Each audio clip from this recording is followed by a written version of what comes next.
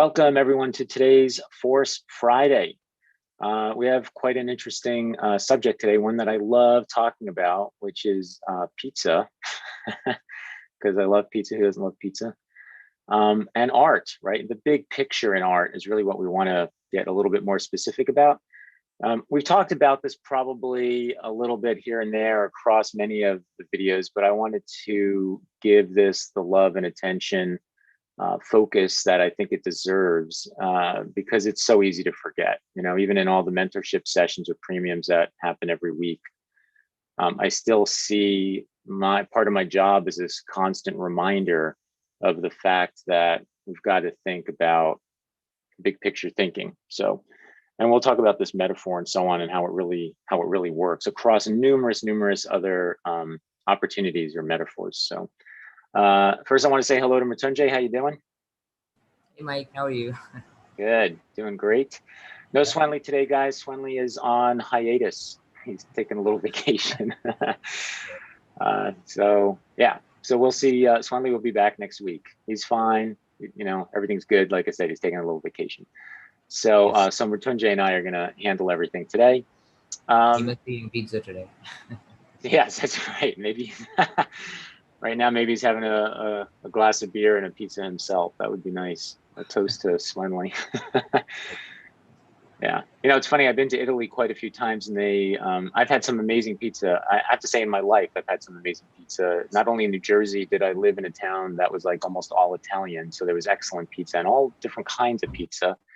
And I've been to Italy many times, and again, different kinds of pizza. You know, I just love all pizza. It's hard to make a really bad pizza, you know, really bad, maybe too bready.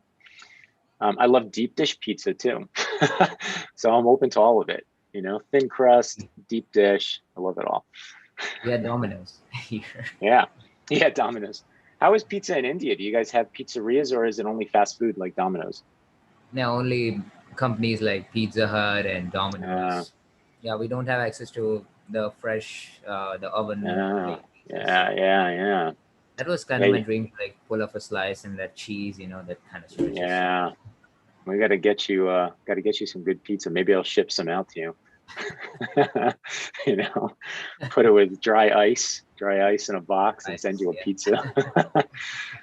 Oh God.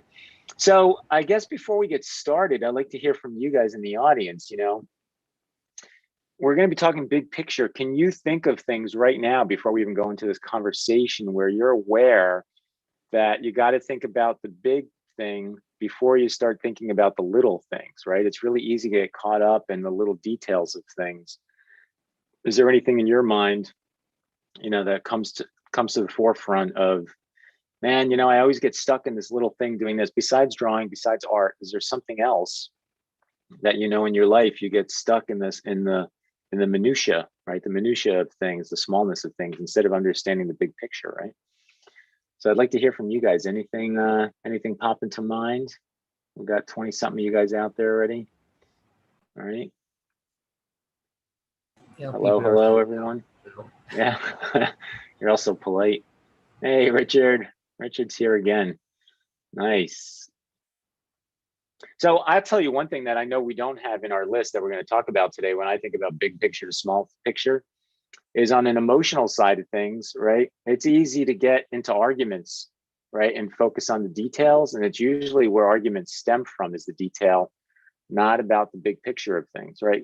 If we all thought big picture, our big picture would be, hey, you know, I love you, and we're all just trying to get to a good end goal, right? So let's figure this out. And instead, you know, we end up saying, you know, I wish you would just put the seat down on the toilet. It's really starting to anger me. All right. So you get up, you know, get all caught up in a little detail and get in a fight over that versus the big picture, right? So that's an example, you know, and I know I go through that. Not the toilet seat thing per se, but but other issues, even just with family or friends. It's easy to get into debates or arguments over small details instead of understanding what's most important is your friendship or your relationship or whatever it is, right? Getting dressed, yeah. Getting dressed, that's kind of interesting, right? What is the function of getting dressed, right? Like, what's the most important thing? Well, I don't want to just walk out the door naked, right? So as long as they get some clothes on me and they all fit and I can actually walk around and function in my day, maybe that's enough. Or, maybe I'm doing some construction work that day. I want pants with a lot of pockets on them, right? I don't want to go out and do construction with a blazer and a jacket on and dress pants and a tie, right? So the function of the clothes don't really match the job, right? And that happens. Sometimes you put on the wrong clothes or the wrong shoes for what the job is. I always joke with my wife because I feel like every time we got to do a day of walking, that's a lot of walking. She picks shoes that are not the most comfortable for her. And I'm like, why didn't you pick the darn shoes, those sneakers that you really like, right? So those are other examples, right? Understanding the big picture and how the details basically support the big picture, right? Let's see, Pablo says, hey, Mike, good afternoon in Brazil. I'm new here. I'm your fan. You're one of the best drawing and teaching. Thank you, Pablo. Welcome for coming today. I work at a summer camp and I always like to be there on time instead. Yeah, that's an interesting thing. Man, I can go on, I think, for a whole talk on the idea of being on time, right? It's like, is the goal that you have to be there at that particular moment? And that is really, really important. And sometimes it is. Let's say you're trying to catch a train and the train really goes by the clock and that matters, right? So you have to be there on time. You have to get there. In general, most things can slide, most things can slide around. And I know in my past and still today, I struggle with trying not to get stressed out about being on time to where I have to be ready on the minute. It's okay if I'm a little early. It's okay if I'm a little late. Nothing bad is going to happen because I was always very maniacal about making sure I was early. I would always be 10 or 15 minutes early. That was on time for me. And I've grown over the last 25 years to be a little bit more relaxed from that. Richard says, hey, coming from CG animation, blocking poses are golden poses. Yeah, big picture. But to draw it took me a while to see this. It's still hard to simplify, which has let me see even clearer my animation blocking. Yeah. So in animation, as Richard said, there's a thing called key poses, right? Key poses are, as I love that term, I've never heard of golden poses, but the key poses are the ones that really block out the general concept of a motion, right? And you start there and it's all, animation is hierarchical, right? It's like big to medium to small down to in-betweening, right? I mean, when I was at Disney, it's the same thing, right? It's a giant hierarchical pyramid that is literally the process for creating the film, right? Yeah, great one. Thank you, Richard. That was great. Worried about matching my clothes or looking for a perfect outfit. Yeah. And again, is that the most important thing? And if you're going to try to even get a perfect outfit together, I would recommend you go for the biggest pieces of clothing first, like your pants, right? You got to wear pants and what's the shirt? Am I going to throw something on top of it? So you work from big to medium, and then you're talking about earrings or lipstick or jewelry, right? Those are called accessories, right? They're called accessories for a reason. They're not the main thing. They're small things that kind of address to the big thing, right? Okay, great. These are great examples. All right, so let's take a look at some of the stuff that we put together here for you guys, and we'll keep tracking the comments. So here's a slice of pizza, right? Stick with this pizza metaphor. This is what we really all want, right? You order the pie, but man, what you want is that darn slice of pizza finally. You want that pepperoni or whatever your favorite topping is in there. And I think it's this human nature thing to have this addiction to go after that thing that you could finally chew on and bite on because it's so good. It's a detail, right? In the world of art, this is a detail, right? And the detail is all this small stuff that's going to taste good, not the whole pie. The pizza guy, right? The guy who's creating it, his job is big to small, right? He's the one who takes a ball of dough, rolls it out, gets it in the right shape, flips it up into the air many times so you can get that rotation on it to have the dough drag out into size and drag out into size through centrifugal force, right? So force and pizza is another connection, right? Until he gets that size. And then he starts from the bottom up. He kind of like says, sauce is really important. Some places don't put a lot of sauce, some put a little sauce, right? And that starts changing the flavor, what kind of cheese and so on, right? But he's got that foundation, right? I've had very, very rare, I think once or twice in all of my pizza eating career, if I gotten a pie that wasn't cut, right? So it's like, oh my God, you get this giant pie. There's the circle, you got the pie. And now you have to cut it. And what I teach in my classes all the time is imagine I come to your house and you got a pizza for the party. And I'm like, hey, I would like a slice, which is usually an eighth of a pie, you wouldn't take that round uncut pie and cut out a slice, right? So let's draw this really fast. The guys who are premium members, especially on my website, will know this because we bring this up almost every month, right? So, here's this pizza comes in, right? And I'm like, I want an eighth, but it'd be really hard to cut that. And I'm maniacal. I'm like, it has to be exactly an eighth, all right? It's like, oh, damn, Mike's here. I got to cut a freaking perfect eighth for this guy, right? So you would cut it in half. So now we have halves. Then you'd cut it in halves again. Now you have fourths, right? And now you do the same thing this way, and that cuts you down to eighths, right? So now okay, here's a slice, right? I've got an eighth of the pie. So what we did is we took a big idea and we started working our way down. We got into halves.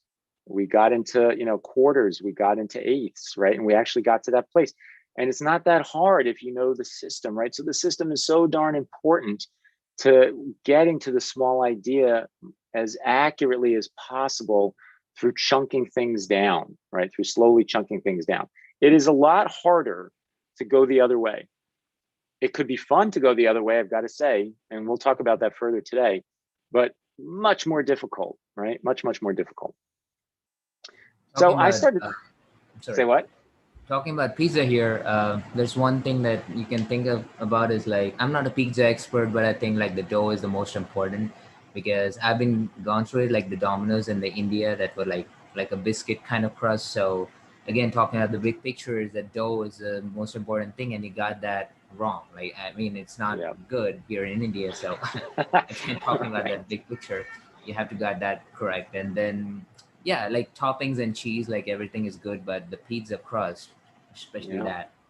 Also, you can like put in cake in there. Let's say if you don't have a good cake base, so it doesn't matter how sweet the icing on top is. Well, you're just eating empty calories without having a good cake base. So yeah, it's funny when I'm German and Italian, so I've had a lot of Italian food in my life. And when I go to an Italian restaurant, one of the first ways that I internally judge the restaurant is they usually bring out bread and butter.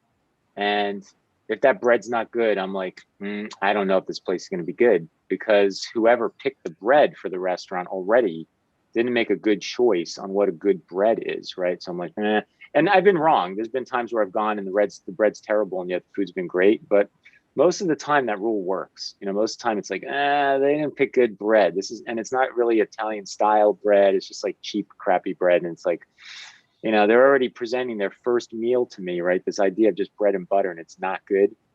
And most of the time, the rest of it is not that great then, but it puts up a little warning flag for me. I'm like, bread's not good. Let's see what happens here, right? Sorry, I'm snooty when it comes to Italian food, I was spoiled by my Italian grandparents. So, here's a computer chip.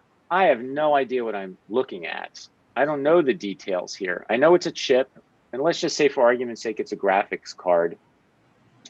Let's say I have a PC and I want to replace the graphics card. Here's a graphics card. I know what the card does. So that's really what's most important, right? As long as I know at least at the beginning what the card does, I can actually use this card and have it do what I need it to do. If I care more, I can get into the details, and I would work on these details from big to medium to small, right? So you start looking at something like this. If you start thinking in terms of hierarchy, you can use it on anything. So I can talk to a guy that builds this and say, what is this, right? This feels like it's one thing. This feels like it's another thing. And what are these guys here? What is this section? You'll notice that there is a hierarchy to this, and there's sections of technology in here. What is this? Is this just all the pathways to connect those things? Because it definitely feels like there's a zone here. There's a zone here, and there's like a zone here, right? And maybe another one here. Most people, believe it or not, don't ever even see that. The only reason I can see that is because I'm used to looking at things that maybe I don't even understand, but I see there's a big picture and I try to visually break it down to help me understand how that thing actually works, right? And that works, right? It works with figure drawing and it works with anything else. So I can look at something as abstract as this computer chip, as beautiful as it is. I have no idea what's going on here, but I feel like I can actually have a somewhat intellectual conversation with a person about the design of it, because what I've learned from figure drawing and how I've taken what I've learned from figure drawing and addressed it to other things. I do it in conversations with not only students, but people in general. I could be in, I could be in a clothing store and it's still like, I could say, hey, how's this? I don't understand how this place is organized. I'm trying to find this thing. So you can give me like the general setup of how this works, If I understand how it works, then I can really start putting the smaller stuff together, typically myself. In fact, I So, just had my PC built, and I was actually like thinking to upgrade it. So when you just go over the shop, you don't talk about, let's say, the fans in the PC, right? Because without that, it could work, but you would first talk about the graphics card and like the RAM, like how much do you want it, the motherboard, especially because right. without that, PC won't be working. So again, big Yeah, picture idea, and absolutely. then you go like small things.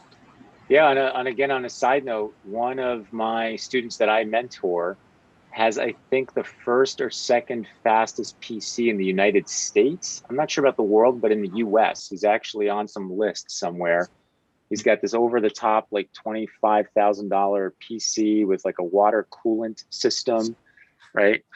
And suddenly his PC like stopped working. And it was because the water system, I think, got some kind of algae or something in it. And I guess that changed the temperature and therefore it wouldn't cool the computer correctly, right? So it doesn't matter how amazing the computer is, the cooling system doesn't work, game over, right?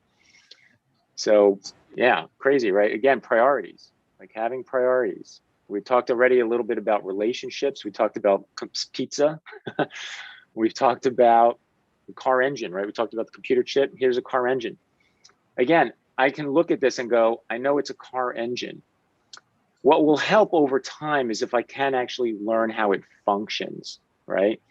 And then I guess the point I want to make here is if I can learn how it functions, then I can better draw it. I can draw this car engine, obviously, without understanding it, but I would be copying it, right? So the thing I want to make clear here is when we talk about the figure versus something complex like this, or even the computer chip, when it comes to a drawing standpoint, if I understand how the thing works, I'll typically be better at drawing it than me just purely copying it.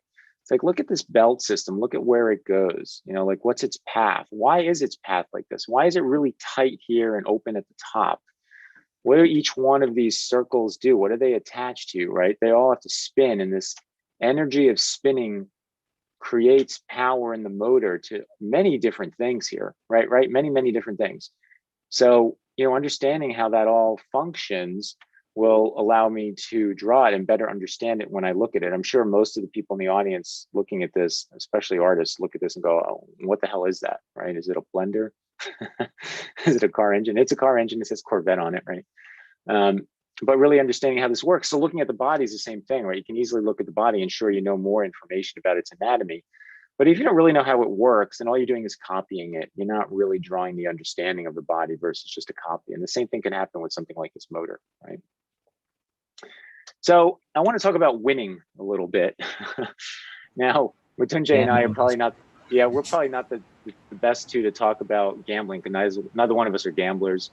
I know how to play poker, I know how to play blackjack, but I'm not a regular gambler by any means.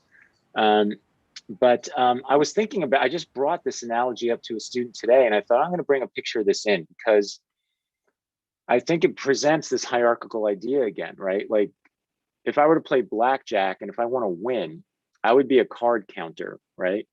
Because you can play the deck with the dealer and some other players and keep track as cards get revealed as to what is left in the deck and what the opportunity is for you to have some good cards versus who the other people are and what cards they have, because there's only X amount of cards in the deck. I forget what it is, like 56 cards or something like that, right? So it's a math game, right? It's a math game. How many of us do that? Barely anyone, right? Normally you're eating the pizza slice. You're just playing your hand. You're not even thinking of the bigger system at all, right? You're just playing the game. So you play as best you can within this like little window and do the best you can. If you really wanted to win, you would know the whole game. You'd have a better sense of, hey, I know Mrityunjay's probably got these cards. The other guy's probably got these cards. Dealer probably has this. I know I have this. And we're getting to the end of the deck, which means the closer we get to the end of the deck too, right, the more opportunity I have to win because I can have a sense of what's going on out there. So you're strategizing big picture to understand your small niche in that big picture, right? so that kind of leads me on a personal note to Halo. I started thinking in my own life, like, where does this work? So I'm a huge Halo fan. Halo Reach and Halo 3 were two games that, man, I was totally addicted to. And I would play with friends from work, and we would play like twice a week from 9 o'clock till like 1 in the morning. Fortunately, my boss or manager was one of the players. So if I came in exhausted, he totally understood like why I came in tired. But I bring this up because we had this one of the employees was like an amazing player. Like you could almost say like a semi-pro, almost pro level player. And he was, he played the game hierarchically. So while we're in there hoping we don't get shot and we're focused on like one fight to another fight to another fight, he could literally step back. He was like our general, and he could say, "Hey, Mike, okay, you killed that guy over there. He's going to probably respawn on this side of the map. Get ready. And there's two guys coming up behind you, and he could watch the game. And I, because I've been teaching Force for so long, I understood what he was doing, and I kept trying to work towards that, but so challenging, right? So he knew like the spawn points on the map. He knew which one of the players, there's always a 4-on-4. He would see within the first few minutes by testing them, he could tell who the best player was. So he knew where the best player was, where they were, where the rest of the team was. He knew where our team was.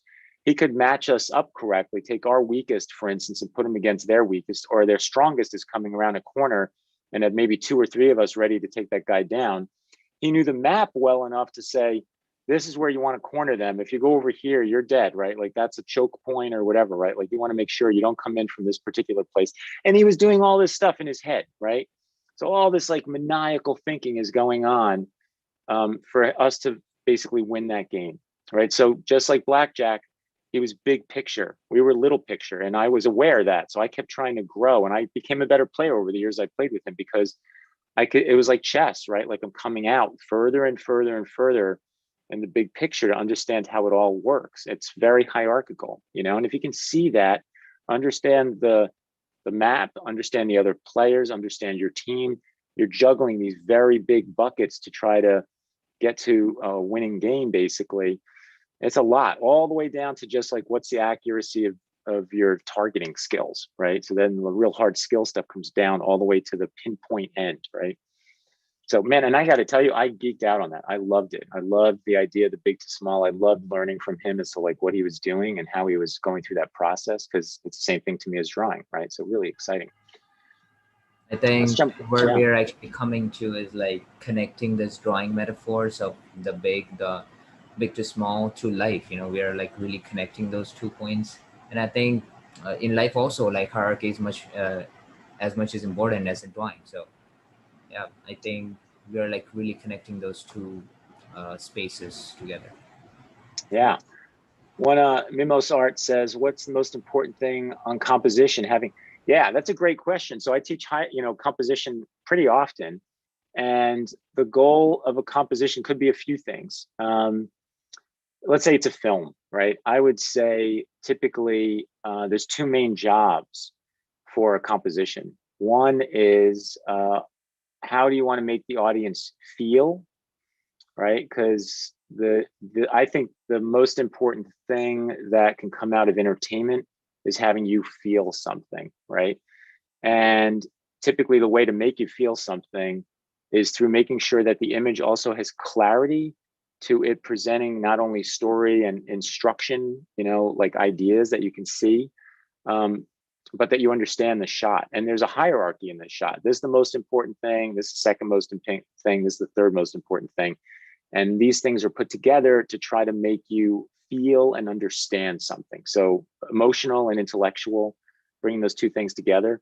And you're trying to use every compositional skill to make that happen. It doesn't matter if it's a film, a comic book panel, comic book page, fine art, illustration, sculpture, whatever it is, you're composing towards an idea. And everyone might have a different idea, but with all my years of working in entertainment across animation, video games, advertising, education, I think in the end, even with drawing and teaching drawing, if you can even feel excited while drawing or passionate or driven, and your drawings can actually exude that, then you're not only getting people to like the idea of drawing, but they'll be inspired, right? It's like, oh my God, that's amazing, right? You can inspire people. There's nothing better than that, I think. So that's my answer, I would say, Mimos. Emotional, intellectual, right? Intellectual understanding and clarity, and can you move somebody, right? Can we order 2 pies? I'd love to eat some. Yeah, no, this is all making me hungry. I gotta eat lunch right after we're done here today. So this just kind of, I have some other images here just to bring up things that we're all aware of. Like, here's a map of the United States, right? In general, people in the US, including me, I have to say, I understand the general shape of the US. Can I place every state? No, I could probably place about 45 of these. There's maybe 4 or 5 I always like mix up. So I don't know all the pieces, but I know the big picture, and I can block out all the major areas, and then through process of elimination, which is the concept of working from big to medium to small, I could probably get down to the holes I'm not sure of and go, oh, you know, this is probably this, right? So that works in drawing also, right? If you understand the big picture, you can kind of, through process of elimination, start working your way down to medium ideas and small ideas and go, okay, now I understand how this part of the body works, because you've surrounded it with ideas that you do understand, right? So here's one that I use all the time, which is a shopping list, right? So lists, I would say lists in general are, to me, man, super important. Lists are like a schedule to me, right? It's like super important. It organizes my brain instead of my art brain just kind of being scattered all over the place. But what's important about a list is not only writing the list, right? Here, let's move this over here. It's not only important to write the list, that's act number 1. Did you write the darn list, right? So write it down instead of everything being in your head, right? Just, I don't know, to me, it's like it's a burden. Like, I have other things I want to think about too, instead of focusing on this. So write the list down. That's great. But what's really important about this list is to prioritize. So for instance, let's say you go to the supermarket and you don't have that much time, right? You can only food shop and you got 5 minutes to run in and out, and you have this list. And apples are really important. But look at apples: 1, 2, 3, 4, 5, 6, 7, 8. They're the 9th thing on the list. And usually your head's going to go here. We're trained to start at the top and work our way down, right? So you go get the eggs, you run and get the milk and the butter, and you get maybe to like bread and sour cream, and you never get to the apples. You never get to that side of the store, and you have to run out. And you're like, oh man, I'm supposed to make apple pie tonight with my daughter, and I forgot. Okay. So let's start pushing into art a little bit more. Here's a beautiful photograph, right, of a silhouette of a tree. And I said, go draw this tree. Your homework is to learn about positive, negative space. And I want you to come back with a replica of this. I want it exact, right, as exact as possible. Man, that is a tough homework assignment, I gotta say. Very, very difficult for anyone. Very challenging homework assignment. My suggestion would be, if I were a cruel instructor, I would just leave you with that and say, go do the assignment. But in helping you, I would say, look, how would I handle this? First of all, I would get the proportions of my page measured out correctly, right? Make sure that the proportions are right compared to the image, because this distance and this distance really matter, okay? And they matter because now what I'm gonna do is I'm gonna break down the shapes of this chaos into big picture ideas first. So I'll probably have a line that goes from here to here. I notice that it's down here and here in the corners, the thickness of it, and it lands about here. So I can look at that across this way and go, just a little south of center. And then I've got this line here, almost a straight line to over here. Already now, I've got like 2 parts to this, right? Because I've put this line in here and down here, and I've got that. You see, so I have 2 parts. Let's get rid of this for a second, because it's just like a measurement. Right now I'm like, okay, that's cool. This one seems like it's pretty easy because I'm already there. Maybe I just understand that this is here, and I can start breaking that out. So that's okay. I got 3 parts. Now I can look at the other ones. Maybe I go in here, right? I got like 4th part, 4 and then 5, and then I can go in here and get this done. So what I want you to see is I can take the complexity of this, where it looks really overwhelming, and then start breaking this stuff down. So my note here is I would go for all the biggest branches first, right? I would divide up the space. I'd get my way up here. I could measure this against the distances of the edge of the frame and break this down into shapes, right? So for instance, this whole area over here, you see, this is a shape. Just trying to block this one here for you to see, right? This one here that I broke down into smaller ones, right, started off as a big shape, right? So suddenly this does not seem as intimidating. You know, if you have a good teacher or you went to a good school, somewhere, hopefully someone along the line taught you how to learn and study. And when you want to take on complex principles, you chunk it out. You basically start taking the big thing and understanding how to break it down from big to medium to small, right? It's a great way of learning.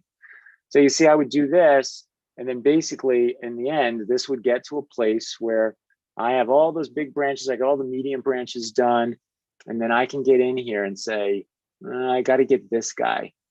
I got to get that little shape there and this shape, because maybe I already have this, right? Maybe I already have this.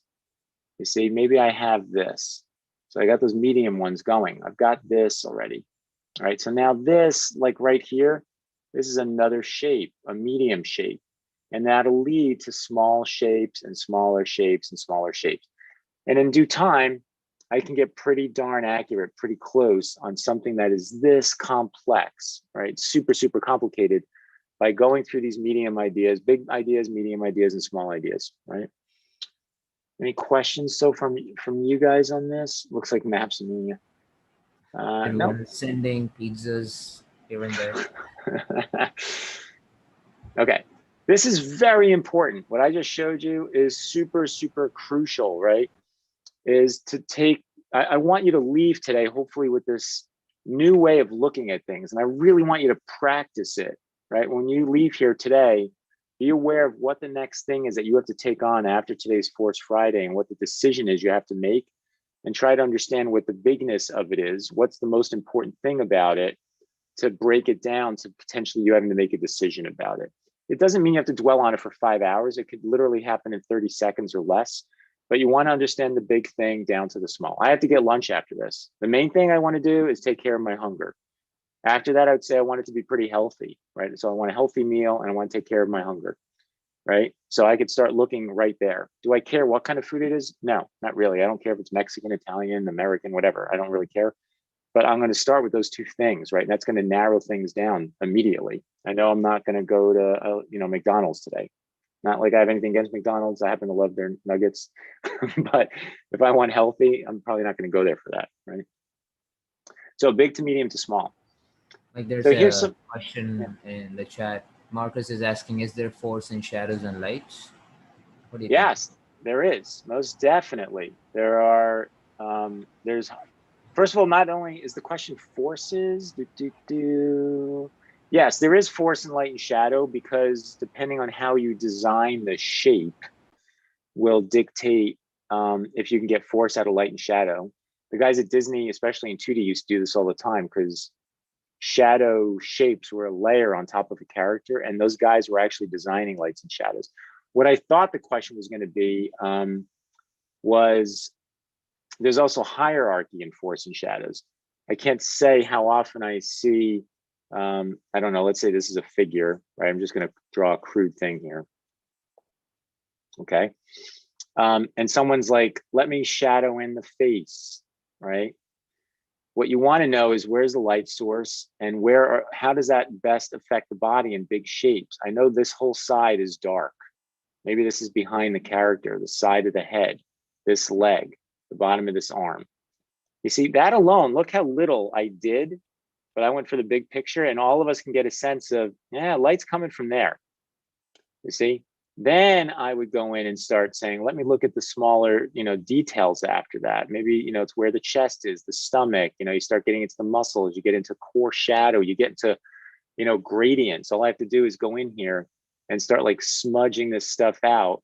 And it's going to start making you think things are more round just because I smudge it into looking like a gradient, right? So the simple part is, look at the big idea first, even in light and shadow, right? So not only in design can it have force, but hierarchically, you want light and shadow to be addressed first on a big scale, right? Big ideas first, most definitely. Here's fish, right? I'm training you here, right? I want to train you to see the big picture. I'm not focused on the fish.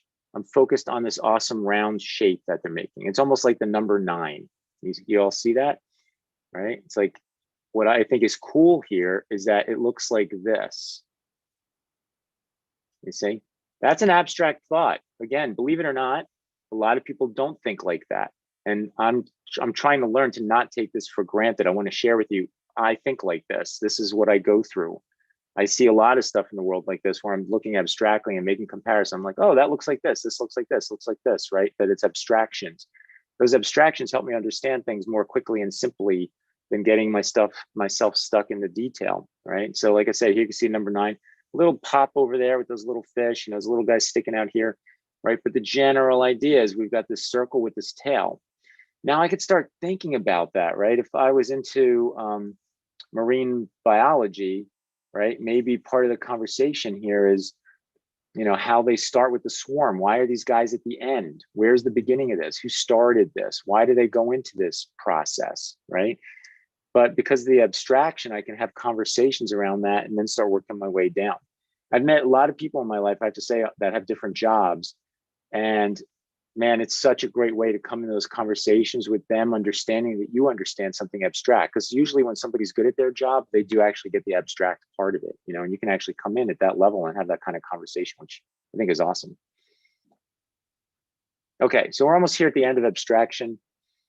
I want you to be aware that there is this whole thing of big ideas as big as the planet Earth, all the way down to microbes, right? Like that's the range of understanding big to small. Our world is a huge space with, I think, 7.8 billion people or something on it, right? And all the way down to, like I said, looking at the cellular or atomic level of something, right? And that is a giant range, right?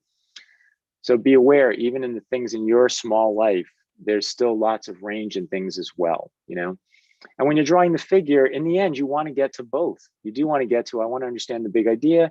I want to be able to zoom in and focus on a detail. But those details are better understood by understanding the big picture, which is exactly what we teach at drawingforce.com, right? It's like, that's why we talk about force. That's why we talk about all this big picture stuff, because that's how it works, right?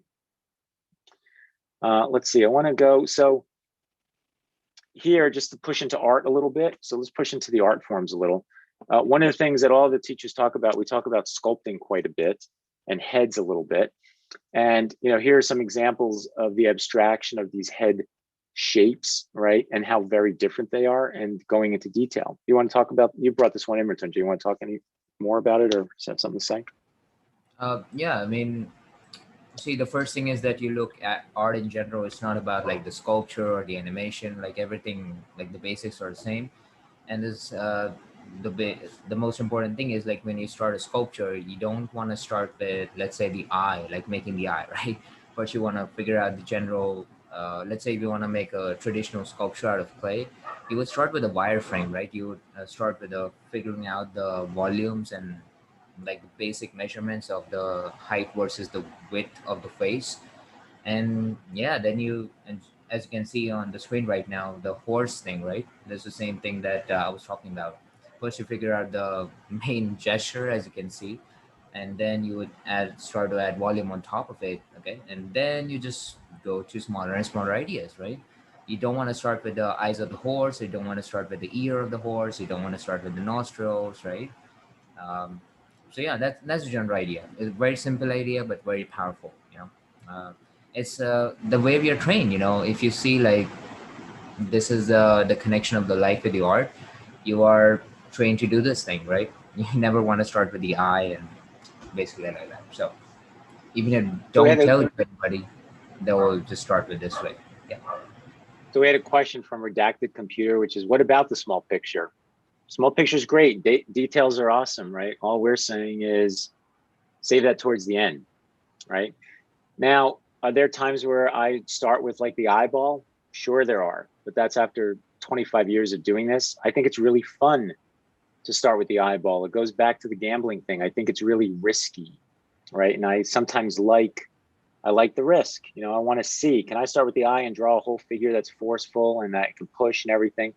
I don't know, because I know it's harder. I know it's more challenging. I know there's way more risk on that path. I'm not saying you shouldn't ever do it. I'm just saying if you want to learn how to draw and draw quickly in a way where you are going to quote unquote win, meaning faster success to learning how to draw, you're going to go big picture. If you go study with somebody else and they start you on detail, I could tell you right away, back out. Like that's going to take a lot longer period of time for you to learn how to draw. You might learn how to copy things, and you might learn how to see some things, but I think it's more important to understand the big picture, and then go in. And that's from like I said, my almost 30 years of teaching experience. It Let's makes the see. job easier. That's the thing, is right. Excuse me? It makes the job easier. Why you just like wanna, like, even if you're like really experienced, in drawing it could be accomplished like if you start with the eye. But let's say in sculpture like this, if you really start with the eye, you're gonna lose the big idea of the picture. And in something like a stone sculpture, there's like no room for error, No right? error. So Yeah. Yeah. Yeah. yeah, just, in Yeah. clay, yeah, in If drawing. yeah, if your goal is to play the path of mystery and discovery, that's great. And like I said, it's super fun. It's like the difference of saying, hey, I'm going to drive across the US and I want to get there in 7 days. I want to get there at a certain day at a certain time because there's an event going on. You're going to plan it out. If you're going to goof off and have fun and you can get there in 3 months or 5 days, and goof off, like go on the discovery and have fun. And I think there is a place for that. And it's exciting. I would never say it isn't. I think it's really fun. It's exciting. What I understand is most of the students that come to us at the website, they want to learn how to draw and they want to learn how to do it as fast as possible. I got to tell you, everyone's always like in a rush. And I don't think that's good, but that's the reality. And if you want to do that, you're going to go from big to medium to small. It's just the way it works. Okay, let's see what else we have here. So here's another one, just another head sculpture. You can see how it's blocked out. Most major stuff is in there, but it's a blocking, right? It's all blocked out. What about architecture? You all know I love architecture, and one of my dreams is to go into architecture, be an architect. Look at these, right? So simple, right? Mrityunjay brought these in, like so simple, and we know these buildings, right? You want to talk about this one? Yeah, I've seen, as the far right, you can see there's this building called Burj Al Arab, which is the 7-star hotel in Dubai. And I was watching like a 1 hour movie on that, and the engineers were saying that like very few buildings in the world that could be represented very simply, like in a just like quickly in couple seconds you can draw that, and everybody will recognize what the building is. And that hotel was one of them, as you can see on the far right there. It's just like a shape, and the damn helicopter pad, the circle that you can see like an ellipse on the corner, that's a helipad, by the way. So yeah, helicopters land on it. And it is as simple, and you can recognize every building. The first is the pyramids, the the the Lotus Temple, and whatever, like, the buildings are, right. Yeah, Eiffel The Eiffel Tower, you got Tower. the Yeah. Opera House, Mhm. Leaning Yeah. Tower of Pisa. Yeah. I don't know what the So Wiggly one is. Is the Wiggly one the Opera House in Los Angeles? I'm not sure what yeah, I that one was is. I was confused about that too. Yeah, I'm not sure about that one. Yeah. But the So point again, is, no matter how simple they are, we know what they are, right? The big idea is there. yeah, big ideas. You don't want to like do the details on the Eiffel Tower or something like that to really recognize it. It's like it's totally there, right? Yeah. So here's the other one I love talking about. Like I said, in architectures, here's a house. So you have to start here. It's not like you're going to start by building one room and decorating it and then building the rest of the house. Think about the risk of that, right? Compared to you need to build the whole house, right? And houses are done in stages, right? So there's all the wood and then the electrical, right? So there's phases. And we kind of do that at drawingforce.com too, right? It's like understanding the forces, getting the structure in there. We don't even deal with anatomy, it's basic structure. Then we shape those structures. And then we put the anatomy inside all that. So just like building a house, there's waves of different craftsmen coming in to build the house. And we're going from big to medium to small until you're sitting there drawing fingernails, right? And hands and toes, right? So it's all been thought out. Believe me, it's all, again, from my years of teaching experience to create a system to help you guys understand how to go through big to medium to small, which, by the way, I wasn't born with this either. Like, this took me years and years and years to retrain my brain to think about. And I'll still catch myself flipping the pyramid upside down and going, I'm getting caught in the weeds here. I need to back out, right? Here's just another beautiful drawing of a house. So it starts with design.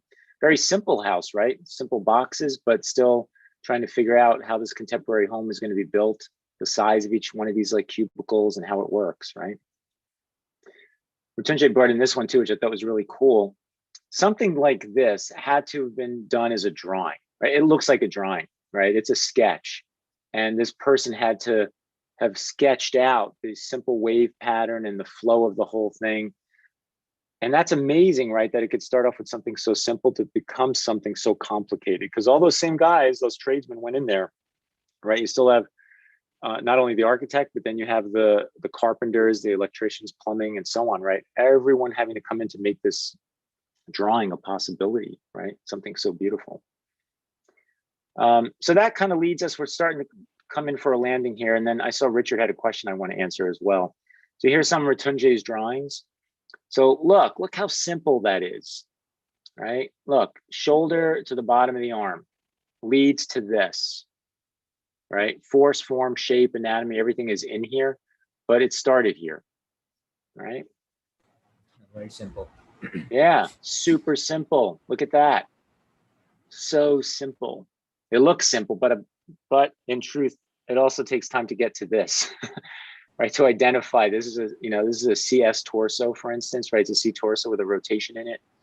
To be able to see well enough to at least get in the good general ballpark of what the shape is, right? You know, you can see here the force of this. There's some form. You got the arm, and then look at where this leads Rotunje, right? But look at his setup. So, you know, you don't want to, it's time, right? If you got all the time in the world, sure, like I said, maybe you start with the small stuff and work your way up, but it's going to take you like 10 times longer to draw well and draw accurately going the opposite direction. It's like going against traffic versus going this way, because if you could see the big thing and work your way down, you have more opportunity to be right? It's again, like the gambling thing we talked about as well. So beautiful drawings, right? Thank you, One more Richard. thing. Yeah. One more thing. Like, here, with the big picture idea, it's also helping me. We are talking about composition, so here's it's actually helping me to block out within that canvas, right? That whatever part I want to show. As you can see, like, it's not a full pose, right? So that blocking out actually helps me. Oh, yeah, this is the page, and I want to compose this image. So let me block out that with that, and like with the big picture, and then go to small details. So it also helps me compositionally designing that, right? So It's true. that's one Yeah, more you're addition. learning how to frame it by doing that, right? Yeah. Which leads to the conversation we were having before about compositions. When you do compositions, you're creating an environment or a scene, you would do the same thing. You would break up that scene into your first big ideas, and then medium ideas and small ideas, right? So Exactly. which is how I teach it. So I brought in a reference, okay? And I thought we would play around with this for the last few minutes of today's session. Richard asked a question. Let me see if I can find it again in here. Said, I think, let's see. It was up here. Here it is. It says, the only issue with big picture for me is that it's abstract, right? So therefore, it's difficult to know if you got it right with simple shapes. Sometimes you know you got it wrong after adding the smaller ones. That's true. Sometimes the big shape is so abstract that maybe it's hard to tell yet if it's totally right or not, right? And you got to kind of tighten things up to really finally know. But I would say, do you think you have a better shot? Let's say I'm going to do this abstractly, and my goal is to do shapes. And I'm going to be really crude here, okay? Like really crude. But I do this.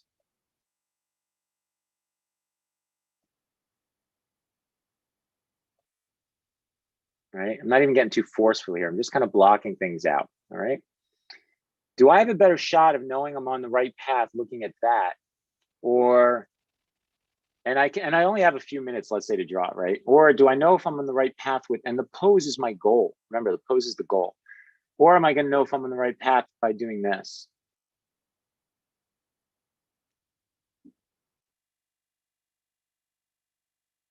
right? And I start blocking out his face here and I get his hair shape in there.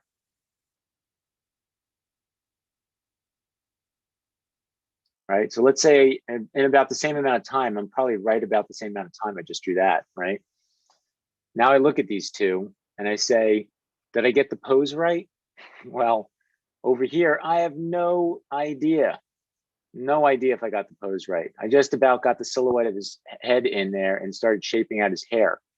Here, even though it's not totally accurate, which by the way, you will get more accurate even with just drawing this abstractly, but at least I can look at it and go, okay, like, am I close? Is it right? It's not that far off.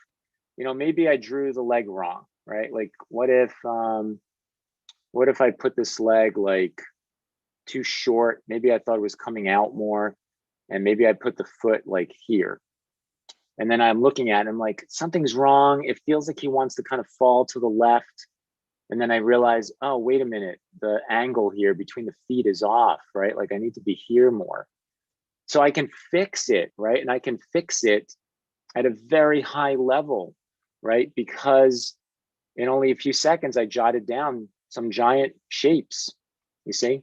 Now, to finally, I guess, bring this all the way back to force, let me back up. There's lots of ways we can address this, right? So based on priority, there's lots of different ways I can confront this drawing. And there's many big picture priorities too, right? So force is one, right? What I teach, what Mrityunjay teaches, Swenley teaches, what we all teach is we're trying to get you guys to understand big picture and say, what is the model doing, right? So doing is very important to us. And a big part of doing is balance. And that all comes from rhythm. So that's what we're teaching, right? This is the soapbox we stand on, right? We're like, hey, this matters, right? We're all thinking about function, right? So I'm getting the torso in here. I'm going to get like the legs in here, right? I want to understand how this rhythm works, right? I'm going to try going front to front here, push this foot out. It's going to rough this out here, right? So this is like this. I want the bending to be right. I want this arm to come up like this, go like this. I want his back to sweep into his neck and head. So that's a big picture thing. And I can go through this and get the whole thing down in under 30 seconds, really, right? If I want more, I can add some shape and stuff to this. I can actually start to shape out the silhouettes, right? I can put form into this and so on. So this is one way, right? That's one way. That's the way that we teach. And that's the beginning. If you get past all that, we could say, well, let's look at this through force shape. I could say, well, you know, I'm going to look at this through shapes. Now I understand how to do shape design through force. I'm going to shape this guy out instead.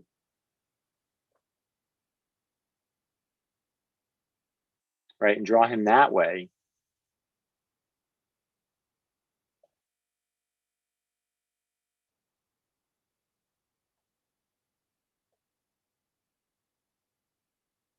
And you can see it's pretty fast. I get his silhouette down and I've got shape. Maybe my big idea is I just want to learn about the perspective of the space. So then first idea is this.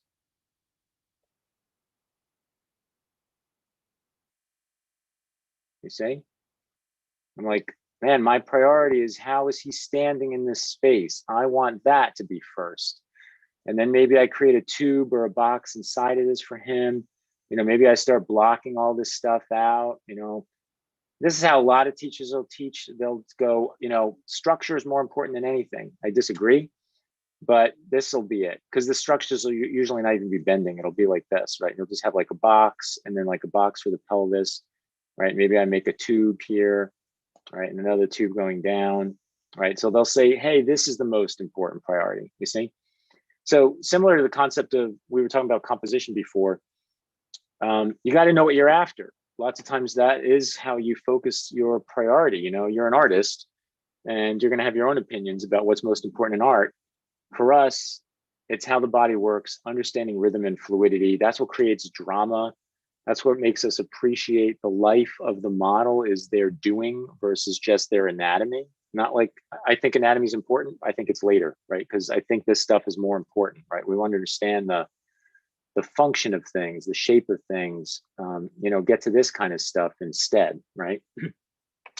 And then once I'm here, you know, Richard was asking the question before, I can see, at least I have a big picture. I can look at that to that.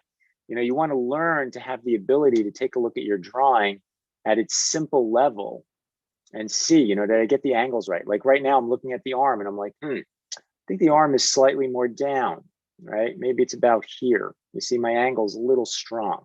This feels pretty good, right? So I can draw that angle with force. Shoulders, this one has to come up a little bit higher. His head is actually hiding that, right? There's his neck, that feels pretty good. I got to get his head back there, you see? But it's okay, I can make these medium-sized adjustments based on the big stuff that I already threw down instead of going in there and drawing his face or his foot or his toe and so on, right? And then I get myself in the trap. In the end, what does happen is when you start getting to a place where you're really good at all this and you say, you know what, I want to draw the detail of this wrinkle, or I want to draw the detail on the foot. What I go through is I look at the big picture and then I zoom in, right? My eye goes, now I'm drawing this. But when I draw that, I have to keep this in mind. I know how force entered into the foot in order for me to investigate that little zone, right? I don't want to get trapped in there and forget the map. It's like traveling. I used to use traveling as a metaphor. It'd be like, hey, I'm in Italy, I'm visiting this little town, but I want to know how the train came in. Where's the train station? How did I get into the foot before I enjoy all the little roads down here? You see? So you want to keep this big picture thought going on while you're in the smaller stuff, right? All right, any last notes before we head out? Let's see here.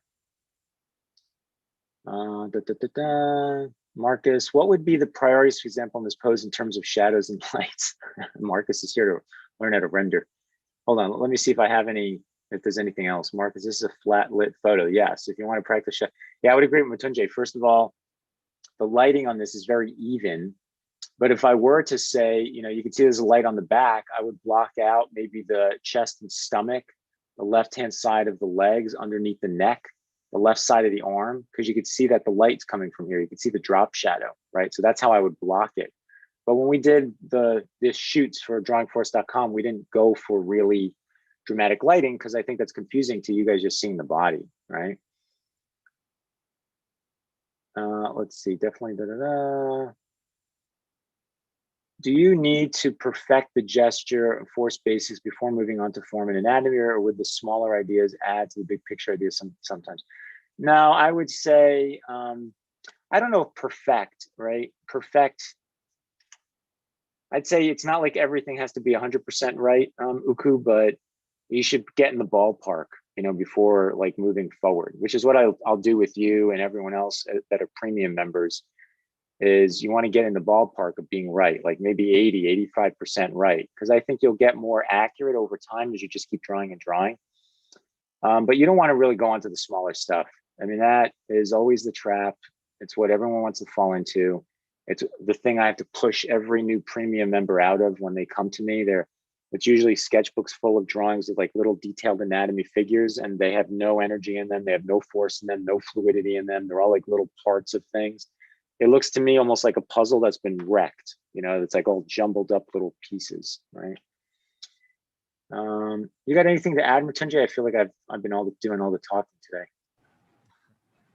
No, I mean, yeah, talking about this thing, like, do you need to perfect things? I mean, you don't need to, because I've been like, I think this is my fifth or sixth year that I've been like learning with forcing, and still, you know, to this day, I feel like I'm not being like good enough to like pass the force basic. So obviously, you know, you just have to practice a lot.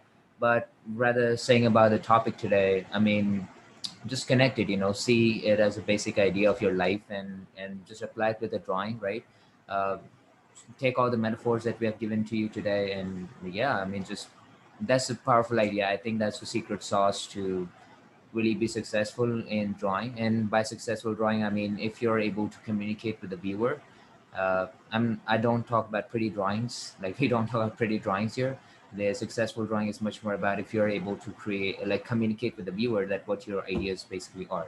And that will just happen if you see the big picture. So I think, yeah, secret sauce to the drawing today. Yeah, it's our secret pizza sauce. Yeah. All right.